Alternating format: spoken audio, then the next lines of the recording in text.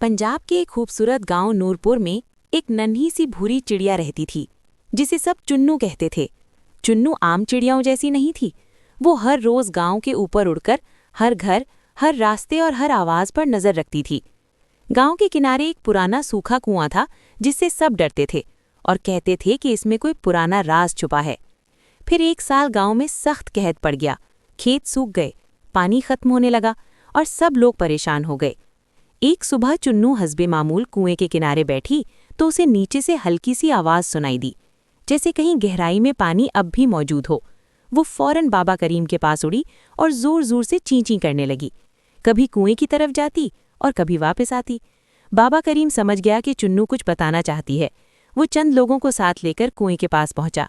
रस्सी बांधकर एक जवान को नीचे उतारा गया और थोड़ी देर बाद नीचे से आवाज आई, पानी! नीचे पत्थरों के पीछे पानी छुपा हुआ है।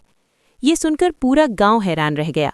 फिर सब लोग मिलकर पत्थर और मिट्टी हटाने लगे और 2 दिन की मेहनत के बाद कुएं से साफ ठंडा पानी फूट निकला। खुशी से पूरा गांव झूम उठा और बाबा करीम ने कहा, आज गांव को बचाने वाली एक नन्ही सी चिड़िया है। इस दिन से चुन्नू के लिए कुएं के पास दाना और पानी रखा जाने लगा। मगर एक रात लालची चौधरी चुपके से आया ताकि पानी का रुख अपने खेतों की तरफ मोड़ दे। चुन्नू ने उसे देख लिया और फौरन मस्जिद के मीनार पर जाकर पुरानी घंटी बजा दी। घंटी की आवाज सुनकर पूरा गांव जाग गया। बाबा करीम लोगों को लेकर पहुंचा और चौधरी को रंगे हाथों पकड़ लिया। बाबा करीम ने सख्त लहजे में कहा, जो चीज सबकी हो उस पर एक का हक नहीं होता। इसके बाद गांव में फैसला हुआ कि पानी सब में बराबर बांटा जाएगा और चुन्नू को गांव की निगहबान चिड़िया मान लिया गया।